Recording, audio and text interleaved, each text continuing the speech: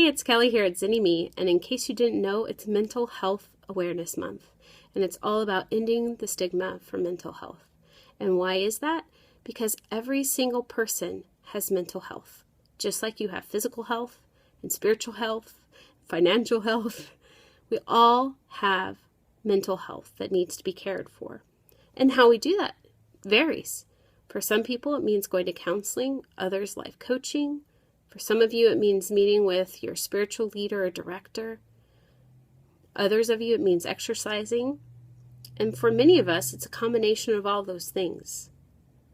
But I just want to say that part of ending stigma starts with addressing our own stigma. And working with therapists, and I remember this in grad school, us sitting around talking about how our families never understood our choice to be a therapist, or how if it came up at a party what we did for a living, it became really awkward. You know, if you're on a plane and someone asks you what you do, are you really honest about it?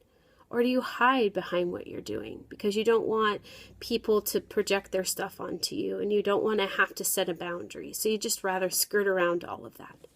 But by doing that, it promotes the stigma. There is no shame in what we do. And in fact, what we do is amazing. And I've said it many times before, you've probably heard me say it, that we changed the family tree. Where there's alcoholism or abuse, we stop those branches and we create new life, a new way of being. So the work we do now impacts generations to come. That's something to be proud of. And the more comfortable we are about saying that, the more we normalize our work, that's what's going to help address the stigma. And I'm speaking to you today as a person who's gone to their own therapy, who continues to work on their own state of being mentally. And I will always be doing that. It's an important part of who I am. It's essential for me to enjoy life and to become a better person.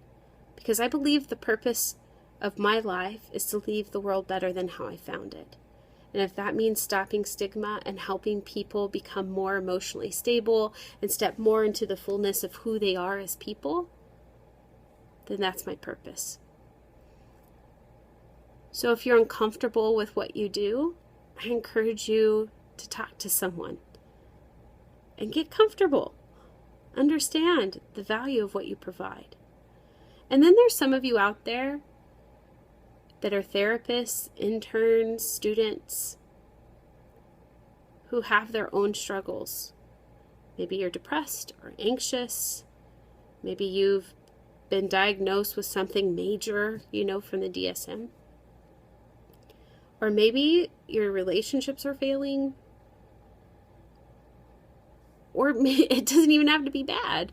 Maybe you just want something more. You want to grow into a richer, deeper person than you are now.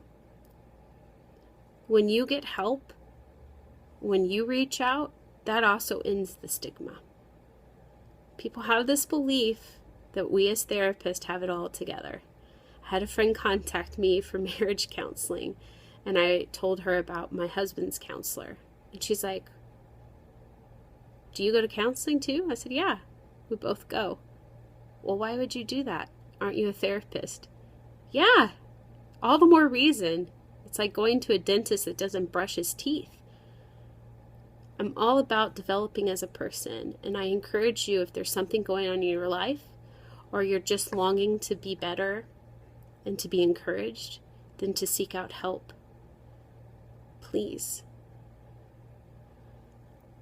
You have a role in ending the stigma, but it all starts within, addressing your own fears and your own discomforts.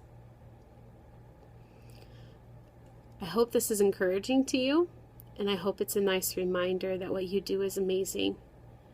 And I'm thankful for each of you that I have met and that I will be meeting.